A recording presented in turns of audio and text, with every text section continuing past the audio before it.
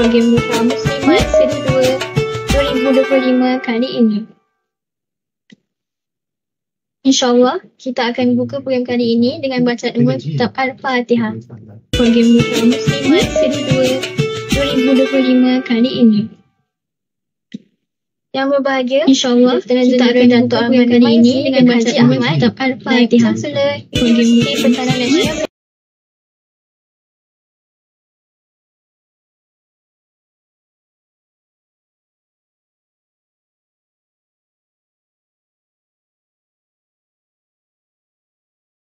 Usaha Timbalan Naib Chancellor Hal Ehwal Pelajar dan Alumni. Yang berbahagia, Profesor Teknologi Dr. Haji Azizli bin Haji Miskon, Timbalan Naib Chancellor Penyelidikan dan Inovasi. Yang berusaha Puan Fazilah binti Muhammad, Pendaftar UPNM. Yang berusaha Dr. Ridwan bin Yasin, Pengarah Pusat Islam UPNM.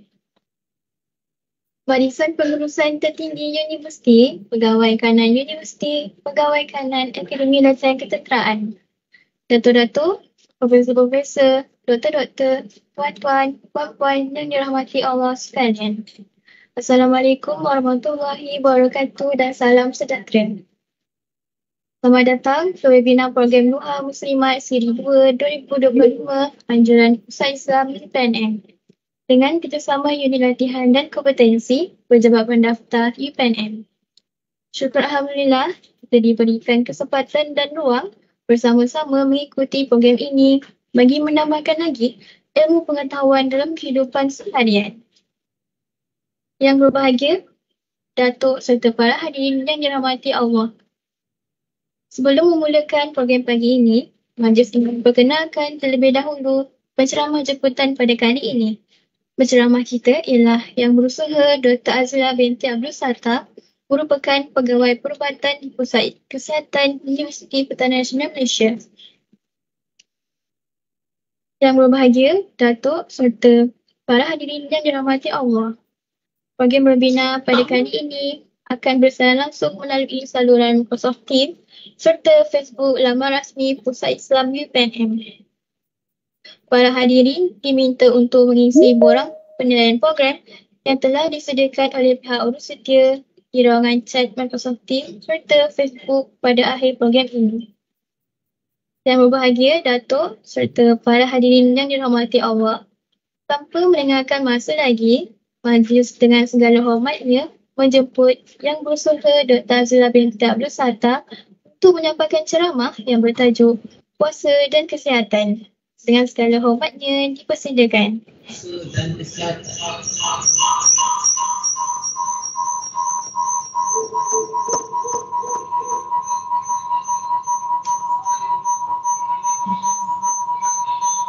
Assalamualaikum warahmatullahi wabarakatuh. Jelas tak suara saya? Assalamualaikum warahmatullahi wabarakatuh. Terima kasih kepada Pusat Islam kerana menjemput saya untuk memberi ceramah sempena bulan Ramadan ini, dan topik yang saya akan ceritakan pada hari ini adalah puasa dan kesihatan. Saya merupakan salah seorang pegawai perubatan yang bertugas di Pusat Kesihatan UPNM.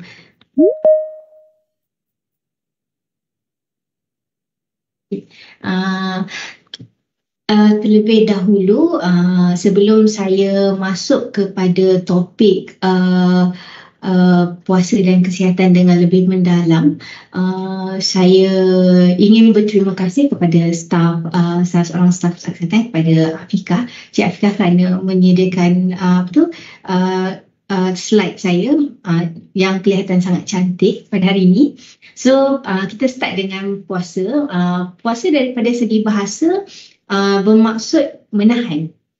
Pada kala dari segi istilah, puasa ialah menahan diri daripada makan, minum, berjimat dan seluruh hal yang membatalkan puasa, bermula dari terbit fajar hinggalah terbenamnya matahari dengan niat beribadah kerana Allah Subhanahu Wa Taala. So puasa ni kita puasa dalam konteks Islam, kita ada puasa di bulan Ramadan dan maksudnya dan puasa sunat, tapi kita juga ada puasa dalam bidang perubatan yang saya akan explain perbezaan antara dua bahagian ini. Kalau contoh salah satu yang kalau kita tengok, kalau puasa pada bulan Ramadan, waktu yang puasa dalam Islam yang telah ditetapkan, contoh puasa sebulan di bulan Ramadan. Yang kedua puasa sunat seperti Isnin Khamis, puasa dalam bulan Rejab dan Syakban. Ini puasa dalam Islam lah. Tapi bagaimana puasa dalam bidang perubatan? Ia terjadi apabila ada masa bergantung kepada kesedaran pesakit ataupun di bawah pengawasan doktor. Sebagai contoh, kalau pesakit dia nak dia nak kena masuk operation, contohlah operation yang big major operation, sebagai contoh nak operate tulang belakang ke, nak operate untuk kaki ke, sebelum pesakit akan ditolak ke Dewan Bedah, biasanya pesakit akan diberikan time frame untuk berpuasa. Contoh nak operate dalam pukul 10 pagi, so doktor akan cakap pesakit last puasa pada pukul 7 malam sebagai contohlah. So itulah waktu terakhir. Dan waktu yang ditetapkan tu adalah daripada tahap kesihatan pesakit. Sebagai contoh, kalau kita tengok pesakit yang habis operation, dia akan boleh mula makan sikit-sikit macam minum air, lepas tu dia akan boleh minum soft diet. Tapi pesakit ni bila dia undergo long operation, dia baru proses rehat, usus dia baru rehat. So untuk tak bagi dia terkejut, so pesakit ni dia akan makan dalam kuantiti sedikit sampailah pesakit boleh makan seperti biasa. Dan juga kalau kita tengok pantang larang, bila kita dalam bulan Ramadan, kita ni tiada pantang larang. Tapi kalau contoh puasa dalam bidang perubatan ni, maksudnya ada sesetengah pesakit, sebagai contoh pantang larang dia menghindari beberapa zat makanan bersesuaian dengan tujuan perubatan. Kalau kita tengok ada pesakit, contoh dia ada masalah macam atrial fibrillation. Atrial fibrillation ni apa?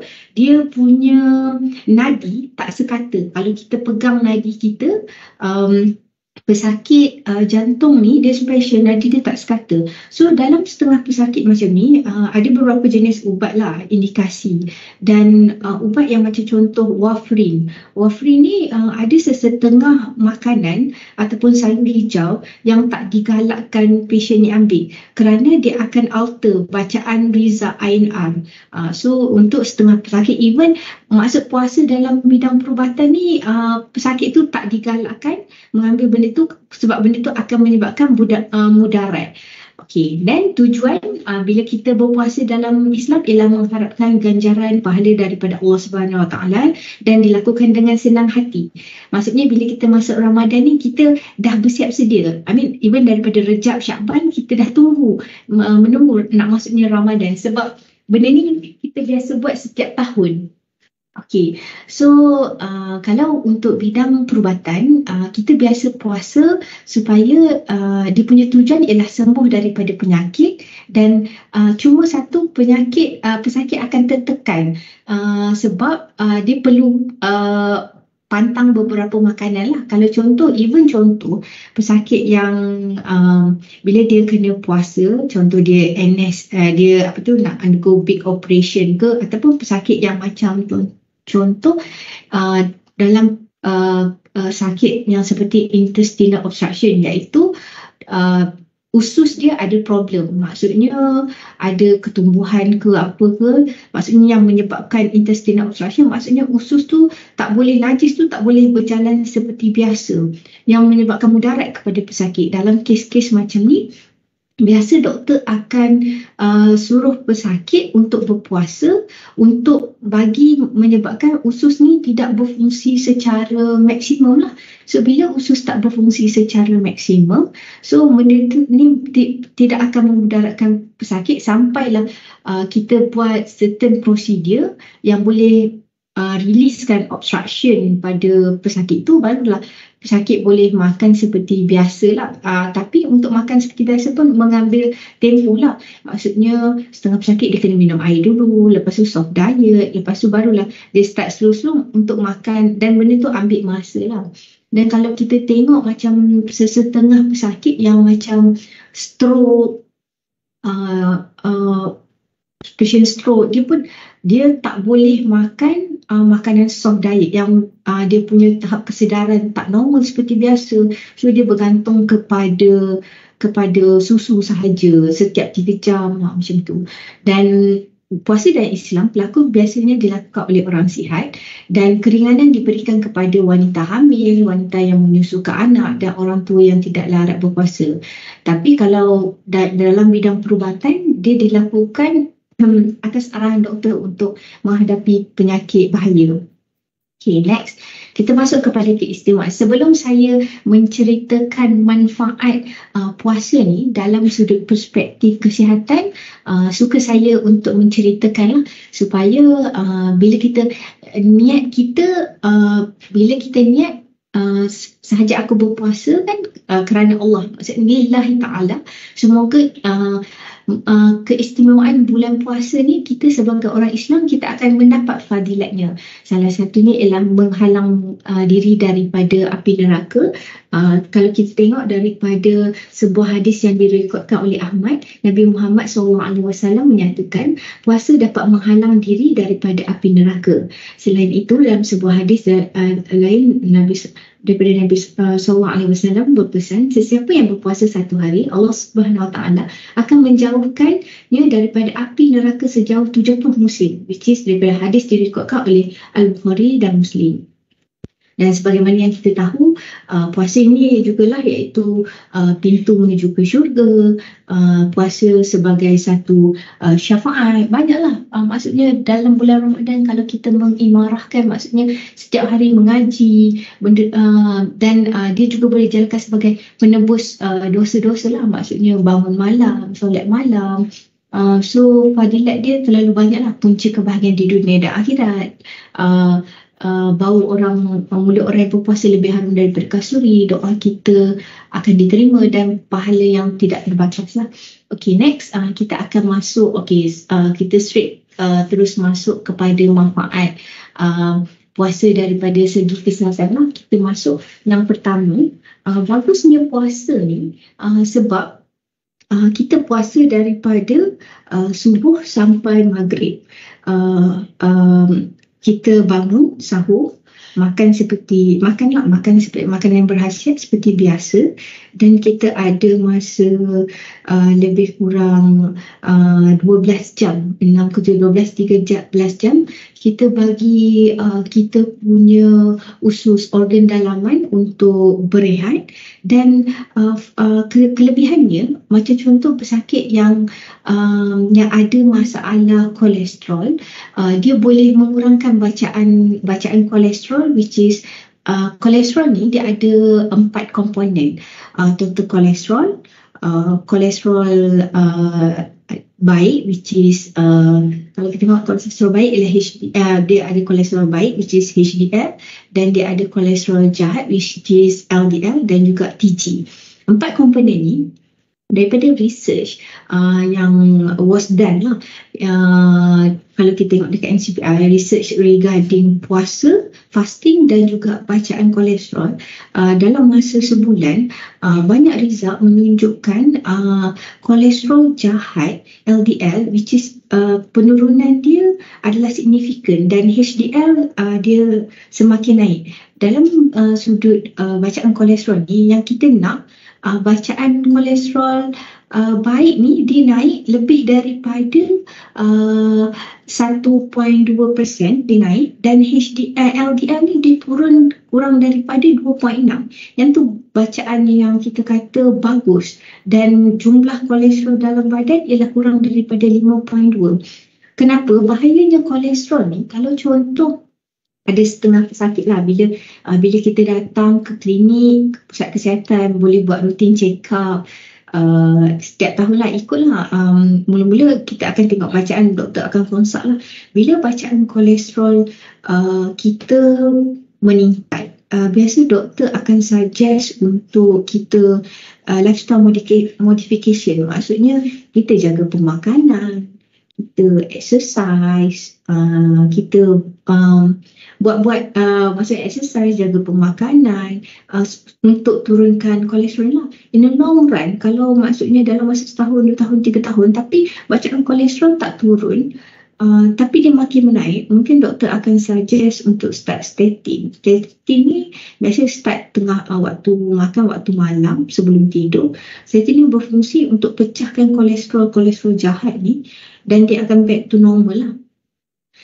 Apa yang tak bagusnya dengan kolesterol ni adalah disebabkan, kalau tengok daripada diagram yang saya tunjuk kat sini, dia boleh menyebabkan, ni kita punya salur darah, ni normal artery lah.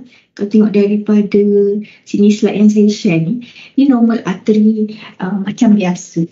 Maksudnya saluran darah macam biasalah. Lepas tu dia boleh menyebabkan atherosclerosis plaque. Maksudnya kolesterol lama-lama dia akan build up, menyebabkan saluran darah ni tersumbat. Dan kolesterol kalau tersumbat, maksudnya bila dia dah build up, kalau contoh dia pecah, dia pergi ke bahagian jantung, dia boleh menyebabkan heart attack. Kalau dan dia pergi ke otak, dia boleh menyebabkan stroke. Benda-benda yang macam ni lah yang kita tak nak. Sebabkan contoh, kita nampak sihat, pesakit nampak sihat, macam biasa je semua. Tiba-tiba satu hari dapat sakit dada, cek-cek dapat heart attack. Sebab maksudnya this is the risk of having atherosclerosis plaque lah, yang macam if we are unaware of that thing. Maksudnya itulah pentingnya kita check lah. So bila kita berpuasa, macam mana kolesterol ni boleh pecah? Dia adalah disebabkan, kalau kita nak tahu, mula-mula kita bangun pagi, kita akan bersahur. Contoh kita makan karbohidrat, protein. So bila kita makan karbohidrat, protein, contoh macam kita makan nasi lah. Nasi kita makan sikit je. So sebelum 12.5 hari akan berlaku pecahan gula, sugar kan. Badan kita akan bertindak balas dan gula akan pecah. So by the time pukul 12.5 hari, kita akan start rasa lapar. After 12.5 hari, itulah bila badan ni dia melalui proses, dah pecah gula, protein semua tu, next thing dia akan pecah ketogenesis. Maksudnya dia akan pecahkan lemak-lemak tu. So daripada pukul 12.5 hari ke petang, kalau kita ambil sahur dalam keadaan portion yang sikit, so tendensi untuk kita pecahkan lemak tu tinggi. Sebab itulah bila kita berpuasa sepanjang 30 hari, so setiap hari bila ada berlaku perpecahan lemak tu, which is kolesterol, yang tu in a month dia boleh menyebabkan penurunan kolesterol dalam badan kita lah. Yang ni manfaat yang pertama. Yang kedua, manfaat ni ialah kita boleh kurangkan dan berhenti tabiat merokok. Sebagaimana kita tahu, merokok adalah perkara yang tak haram lah dalam Islam. So bila kita berpuasa selama 30 hari, maksudnya biasa kalau chronic smoker tu dia merokok dalam satu pack sehari. So bila mana kita berpuasa, kita ada period of 12 hours, 13 hours, 13 jam untuk tak merokok. Ini merupakan salah satu cara untuk kita kurangkan. Okay. Kalau rasa tak boleh, sebab kalau medical ni dia mengambil pendapatan, even kalau kita ada klinik merokok di KKM, klinik kesihatan, dia tak suruh patient terus berhenti. Dia akan suggest untuk kita kurangkan dulu. So bulan Ramadan ni kalau kita ambil ibrah, kita boleh kurangkan dulu. Contoh kita hanya merokok daripada pukul bukan, maksudnya perokok ni lah, dia hanya merokok daripada pukul 8 malam sampai 12:30 malam. Kan biasa kita akan tidur pagi tu sebelum subuh, sebelum subuh tu tiba-tiba kalau merokok, which is time frame tu sangat sikit lah.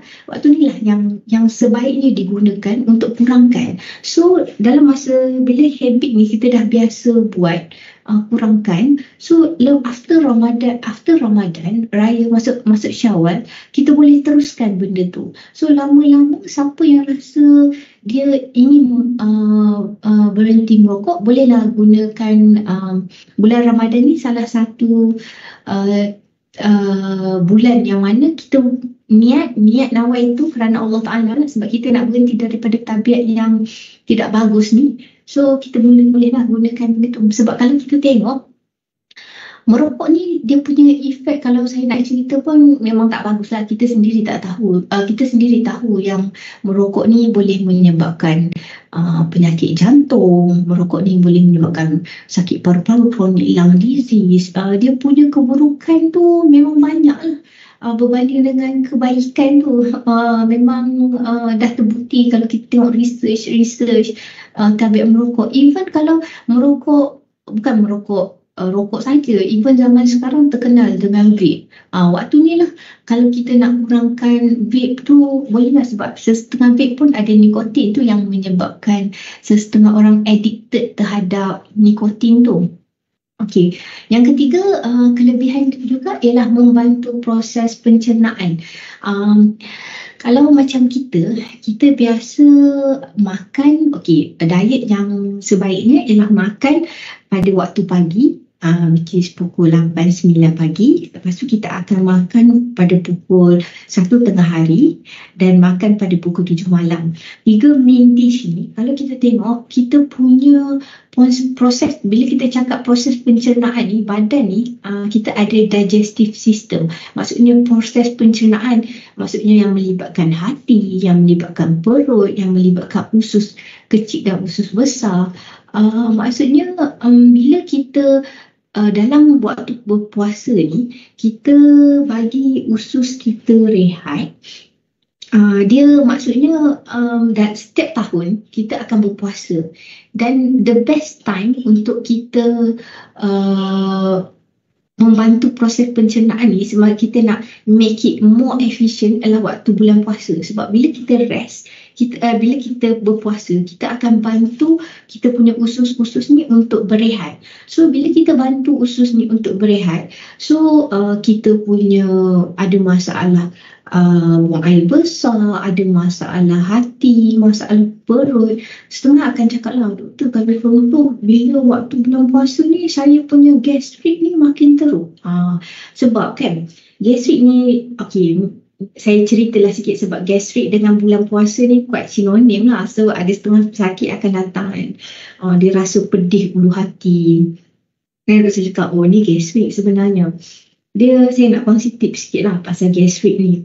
Sebenarnya gastrik terjadi adalah disebabkan bila perut kita ni maksudnya perut kita ni, lining perut ni, lining stomach ni, kita punya enzim nak pecahkan makanan. Tapi ada beberapa faktor yang menyebabkan overproduction of gastrik ni. Despite tak ada makanan, dia boleh menyebabkan dia terlebih produce. Contoh, kalau kita stres, kalau contohlah kita ada penyakit kan, macam contoh ada penyakit jantung yang kena makan aspirin kan, dia boleh menyebabkan kita punya lining stomach ni lagi terhakis. Ataupun yang boleh menyebabkan kalau contoh kita kuat minum kafein, benda-benda ni akan lagi trigger acid production of the stomach. So contoh disarankan kalau sahur janganlah ambil kafein. Dan even kalau contoh lepas kita sahur, tak digalakkanlah kalau contoh kita untuk terus baring. Sebab setengah penyakit gastrik bila dia dah teruk, kita akan suggest patient untuk pergi OGDS. OGDS ni biasa buat dekat unit surgical lah. So kalau dekat bahagian surgical tu, kalau dia dah teruk, dia akan jadi gastroesophageal reflux disease lah. GERD tu maksudnya atas stomach kita ni, dekat atas ni, dia akan ada valve. Valve tu yang control asid tu, kadang-kadang dia boleh terkeluar. Sebab tu yang kita rasa masam tu. So dalam kes GERD tu, pesakit contoh kalau lepas 2-3 jam selepas makan tak digalakkan terus baring lah.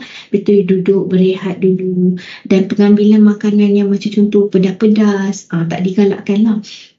So bila kita bagi rest dekat kita punya bahagian pencernaan ni, so lepas syawal kita makanlah, tapi konsep Nabi kita Muhammad SAW, kita makan dalam keadaan sederhana. Maksudnya makan ataupun berhenti, makan dan berhenti sebelum kenyang. So kita gunalah konsep tu supaya kita punya usus dan hati boleh bekerja seperti biasa.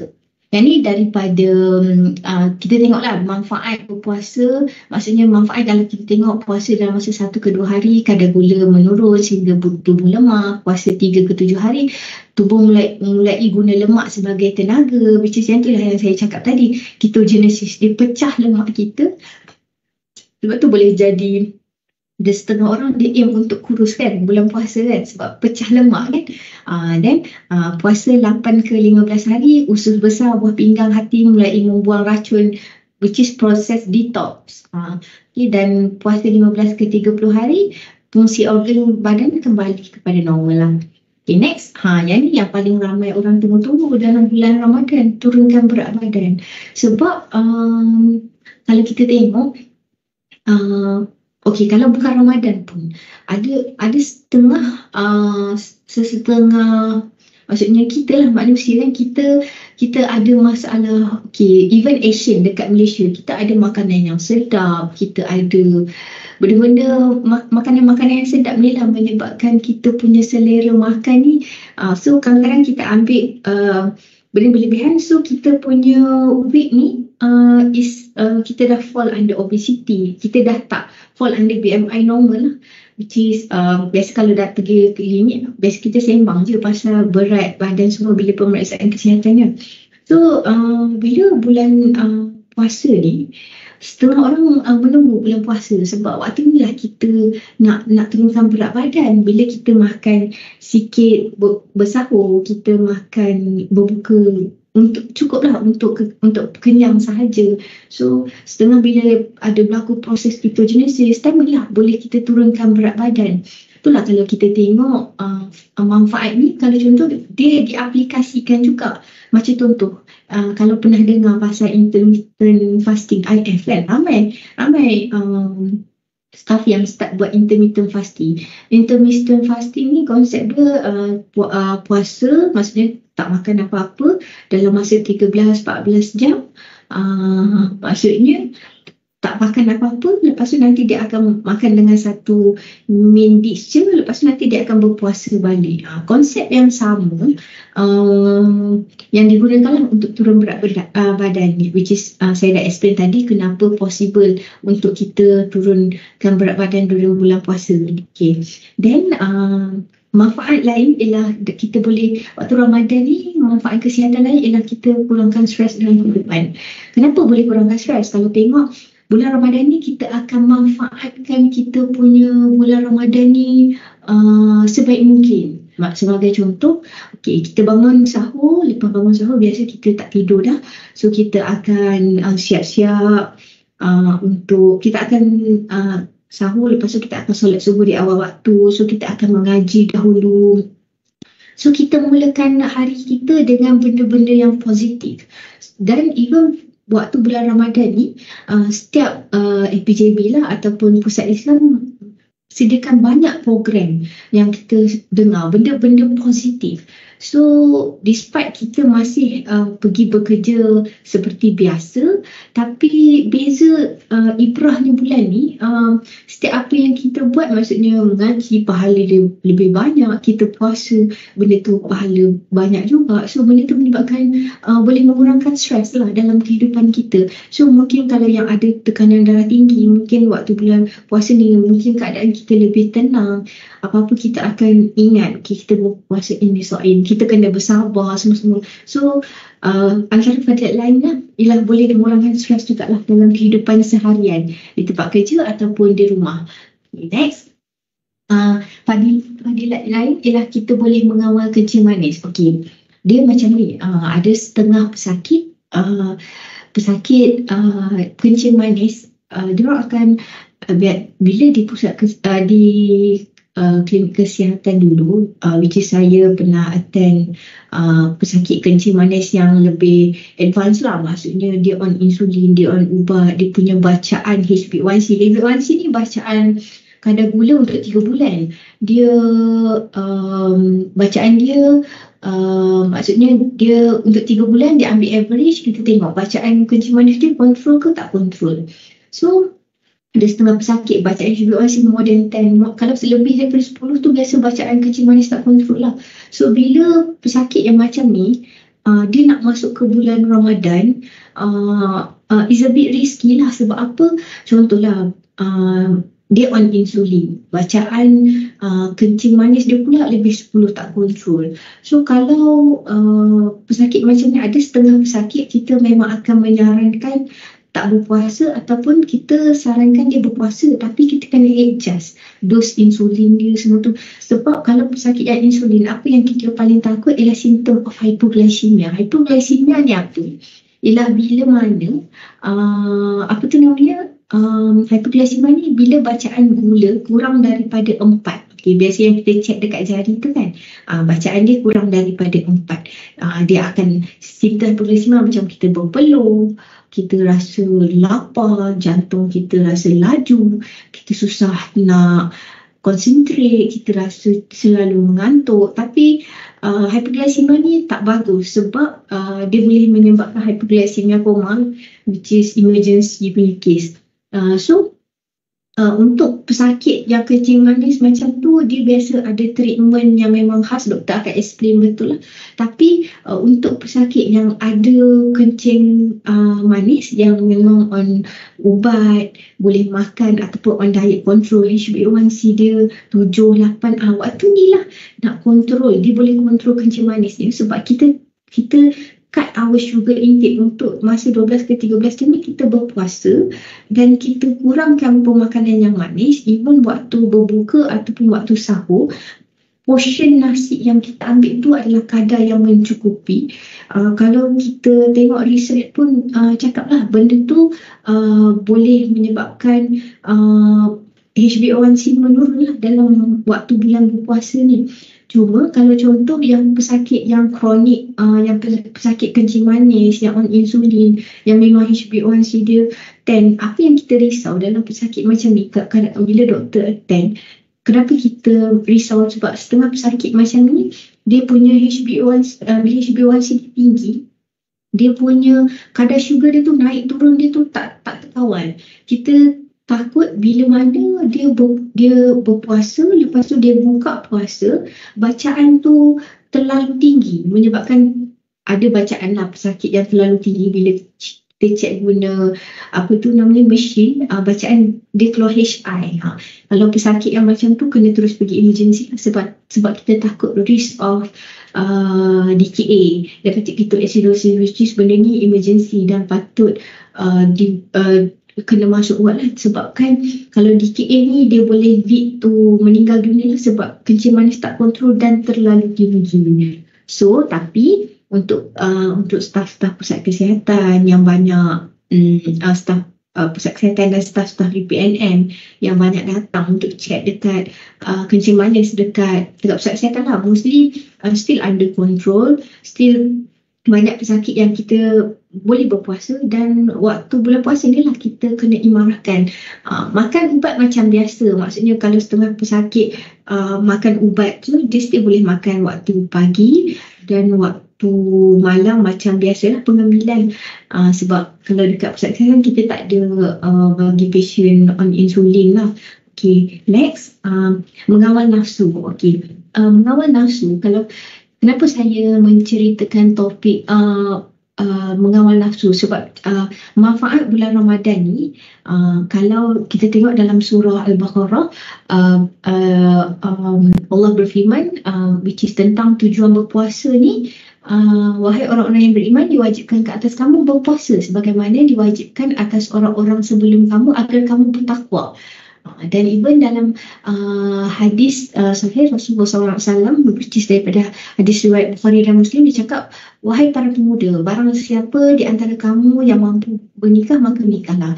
Kerana itu lebih menurut pandangan dan lebih menjaga kemaluan. Dan barang siapa yang belum mampu, makalah hendaklah ia berpuasa, kerana sesungguhnya puasa itu perisai baginya. Maksudnya, zaman sekarang ni, kalau kita tengok dekat media sosial, kita tengok dekat TV, benda-benda zaman digital, zaman teknologi yang memang kita ada akses terhadap internet, semua tu, banyak benda yang di luar jangkaan kita. Maksudnya even kes, maksudnya pedophile, kes, maksudnya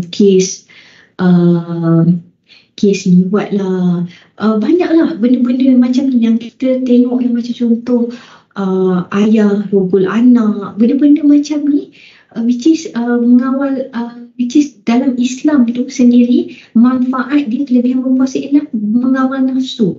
Sebab tu even dalam hadis ni cakap, kalau kita tak mampu, puasalah, sebab puasa tu perisai untuk kita. Sebab kalau kita tengok dalam bidang medical, ni saya cerita lah, sorry lah slide ni dalam bahasa Inggeris, tapi saya nak cerita, kita ada masalah which is ada juga dalam DSM-5, dia cerita pasal purpose hypersexual disorder, which is daripada DSM-5 lah. Benda ni berkaitan dengan otak. Sebab apa? Kalau contoh daripada kecil, na'udzubillah lah, tak dijauhkan daripada anak kita dan keluarga-keluarga yang terdekat kita. Kalau daripada kecil dia dah biasa tengok pornografi, dah biasa orang panggil apa tu, masturbation, onani, benda-benda yang macam ni, dan menyebabkan otak dia sentiasa berfikirlah pasal benda ni. Maksudnya akses terhadap media YouTube ni dapat, dan dia tengok benda-benda macam ni, dia boleh menyebabkan rangsangan, which is kalau benda ni over a period yang lebih daripada 6 months, maksudnya dia sentiasa rasa intense sexual fantasy, dia rasa dia nak sexual urge ni, dan dia rasa benda-benda ni, dia kalau daripada kriteria ni ada 5, kalau dia fulfill 4 kriteria ni, dia boleh dah dikategori under sexual addiction. So sebab itulah kalau dalam bulan Ramadan ni, kalau contohlah na'udzubillah lah, siapa yang ada rasa ada sifat-sifat macam tu, mungkin hendaklah kamu berpuasa kalau rasa tak boleh. Okay, this is topik lain sikit lah. So at the same time, untuk suami isteri ni, saya sebarkan ilmu sedikit lah. Which is zaman sekarang ada bila kita berkahwin, ada sesetengah pasangan kita tak tahu yang mana hukum jima waktu siang ialah haram. Bila mana kita berjima di siang hari, dia punya kafarah dia besar. Okey, ni saya ceritalah kafarah dia ialah satu, dia kena membebaskan seorang hamba saya yang beragama Islam, sama ada lelaki ataupun perempuan. Sekiranya tidak mampu, dia hendaklah berpuasa 2 bulan berturut-turut. Maksudnya 2 bulan berturut-turut, kalau dia start daripada 1 Februari sampailah hujung Mac, setiap hari without fail, tak boleh berhenti sehari pun. Cuma berhenti sehari, kena start balik 2 bulan. Nak cakap benda tu bersetubuh di siang hari tu untuk orang yang boleh lah, maksudnya suami isteri ke, benda tu hukum dia haram. Maksudnya benda tu memang tak boleh. Dan jika tidak mampu, dia hendaklah memberi makan 60 orang miskin, setiap orang secupak makanan yang kebiasaan penduduk negeri itu. Maksudnya bulan Ramadan ni ialah bulan untuk beribadah. So, dan salah satu fadilatnya ialah mengawal nafsu. Sebab nafsu, kalau contoh nafsu sikit kita boleh kawal, tapi kalau benda tu terlalu kerap being portrayed dekat internet, benda-benda macam ni boleh lead to sexual addiction lah.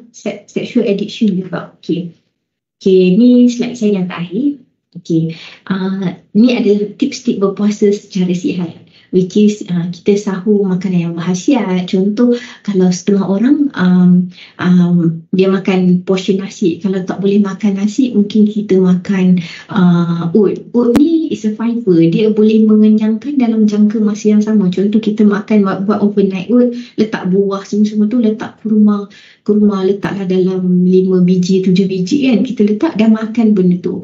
Dia bagus sebab dia konsep mengenyangkan, especially orang yang ada gastrik.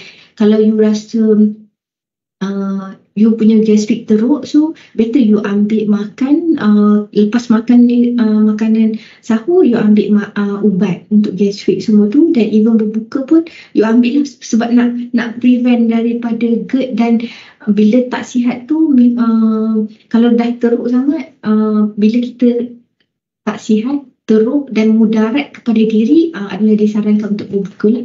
Dan kita berbuka makanan dengan sihat. Setiap hari portion makanan yang berbeza lah. Maksudnya karbohidrat banyak ni, berapa banyak.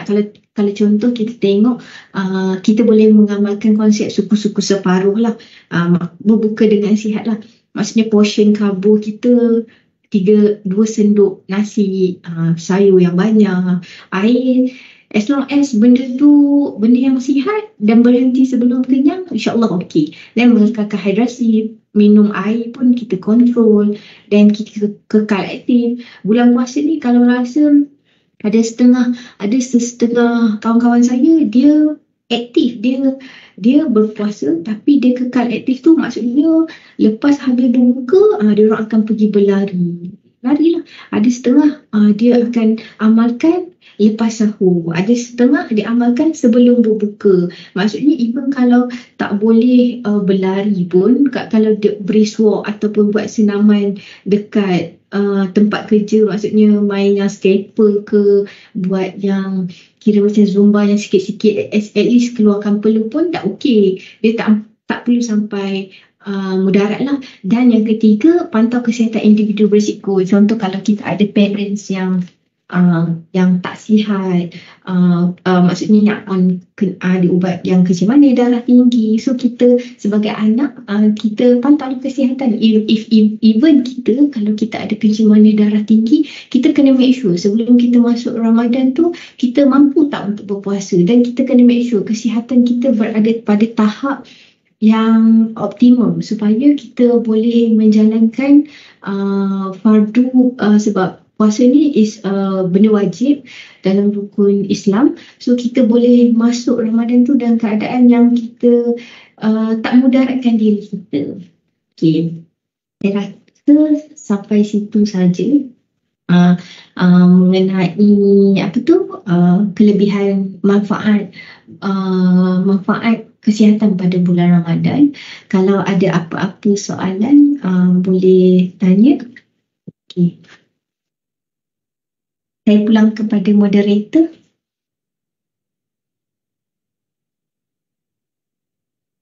Baiklah, Majlis mengucapkan jutaan terima kasih atas kupasan penceramah sebentar tadi.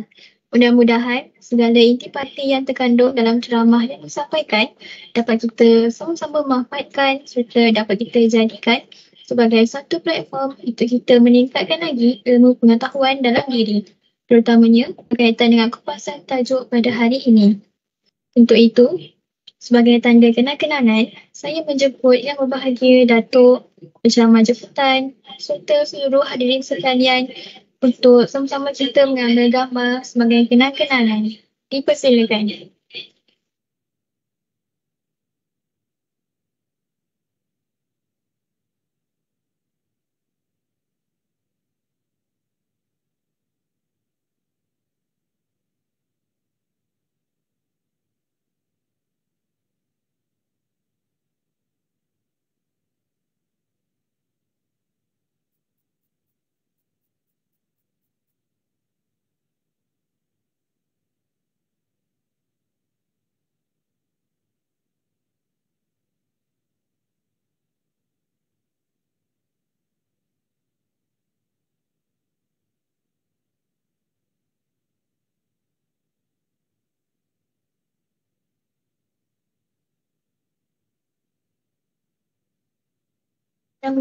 Yang berbahagia, Datuk serta hadirin yang dirahmati sekalian.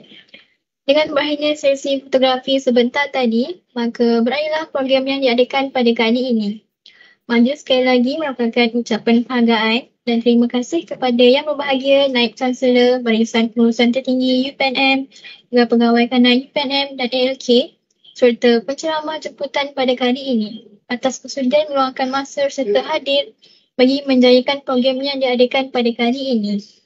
Majlis juga melakukan ucapan terima kasih kepada Yang Bersuluh Dr. Azira binti Abdul Sattar, penceramah kita pada hari ini atas segala sokongan dan kerjasama yang diberikan sepanjang menjayakan program kali ini. Semoga program ini dapat diteruskan pada masa akan datang, insya-Allah. Tidak dilupakan juga kepada seluruh hadirin yang turut hadir menjayakan majlis yang penuh bermakna pada pagi ini. Pihak penganjur memohon jutaan kemaafan sekiranya berlaku kekurangan sepanjang mengendalikan program kali ini. Sebagai peringatan bersama, pihak penganjur memohon kepada seluruh hadirin untuk mengisi borang soal selidik yang telah disediakan oleh pihak urus setia di ruangan chat Microsoft Teams dan Facebook laman rasmi Pusat Islam UPNM.